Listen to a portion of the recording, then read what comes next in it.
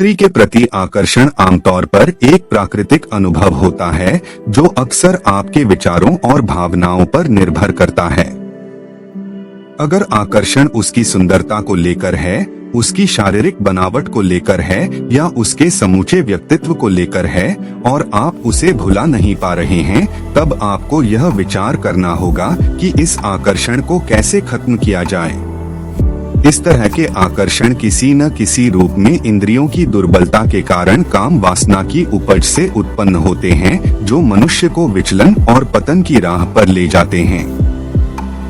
अगर आपकी संगत ऐसी है कि जहां इस तरह के विषयों काम, वासना, स्त्री इत्यादि पर अधिक चर्चा होती है, या आप इंटरनेट या टीवी पर इस तरह के विषयों को अधिक देखकर अपना समय बिताते हैं और उनमें ही अधिक रमे रहते हैं, तो आपकी भीतरी दुनिया दूषित होती चली जाती है। किसी भी स्त्री के प्रति अत्यधिक आकर्षण से आपका बुद्धि विवेक कुंद हो जाता है। इस तरह के लोग ही समय आने पर रेप करने जैसा घिनौना अपराध भी कर लेते हैं। किसी भी स्त्री के प्रति गैर जरूरी आकर्षण से बाहर निकलने के लिए यह जरूरी है कि आपकी संगत अच्छी हो।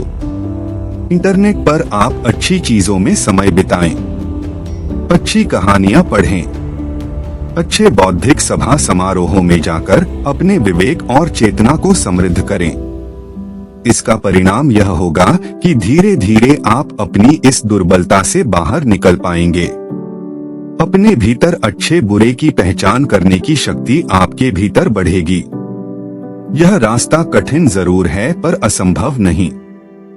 देखो, आकर्षित हम सभी रहते हैं।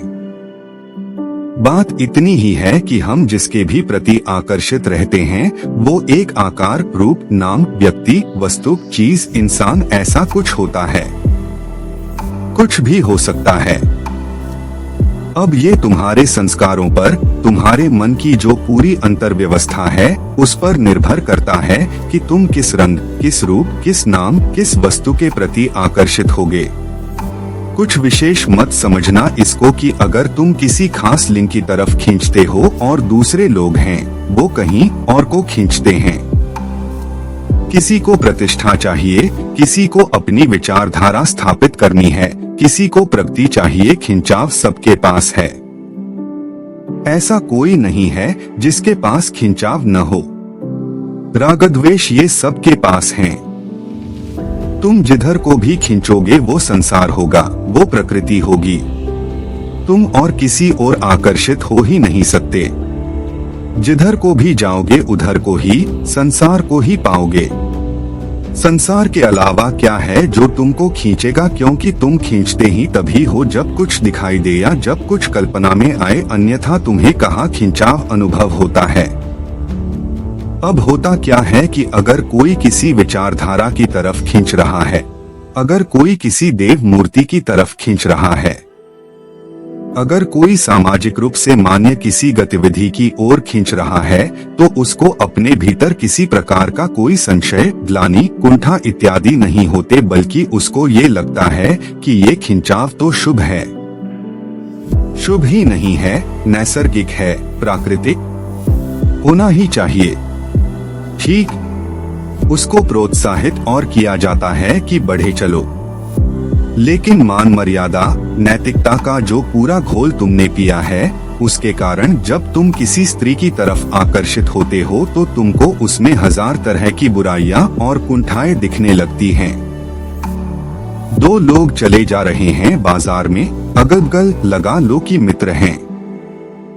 एक अपनी कल्पना में खोया हुआ है कि मैं किसी तरीके का स्वर्ग धरती पर उतार लूंगा। मान लो वो कहता है कि मैं इस पूरी दुनिया का धर्मांतरण करके उन्हें अपने धर्म में दीक्षित करना चाहता हूँ, या मान लो कि वो सोच रहा है कि इस पूरे देश में साम्यवाद ले आना चाहता हूँ और वो खोया हुआ है कल्पनाओं में। उसके बगल में दूसरा व्यक्ति चल रहा है, वो खोया हुआ है स्त्रियों की छवियों में। जो साम्यवाद, समाजवाद की कल्पना में खोया हुआ है उसे कोई कुंठा नहीं होगी। वो इस बात को कोई समस्या नहीं मानेगा। पर जिसके मन में स्त्रियों की छवियां तैर रही हैं, वो इस बात को बड़ी समस्या मानेगा। अगर समस्या है तो दोनों हैं, और अगर समस्या नहीं है तो दोनों में से कोई नहीं है, क्योंकि दोनों ही स्थितियों में मन किसी दिशा में खींच रहा है, किसी प्रभाव के वशीभूत हो भाग रहा है। बिल्कुल एक ही बात है। तुम अपनी बात को मात्र ऐसे भी व्यक्त कर सकते थे कि मन भागता है। ये बताने की कोई विशेष आवश्यकता ही नहीं थी कि किधर को भागता है। जब तुम बता देते हो कि मन किधर को भागता है तो वो तुम्हारी व्यक्तिगत समस्या हो जाती है। फिर वो समस्या तुम्हें खास लगती है, क्योंकि अब उसका नाता विशेष रूप से तुमसे हो गया है, और जब कोई चीज तुम्हारे लिए विशेष रूप से उपयोगी और उपयुक्त हो जाती है, तब वो दूसरों के लिए अनुपयोगी हो जाती है। तुमने जो ही सवाल पूछा, यहाँ बैठे अन्य कुछ लोगों को ऐसा लग सकता है कि हमें तो ऐसा कुछ होता नहीं, ये स्थिति हमारी तो है नहीं, तो इस बात का जो उत्तर आएगा वो भी हमारे लिए तो है नहीं। अगर सिर्फ इतना ही कह देते कि मन भागता है, मन आकर्षित होता है, मन को कुछ रिझाता है, तो भी बिल्कुल वही बात होती जो तुमने अभी कही।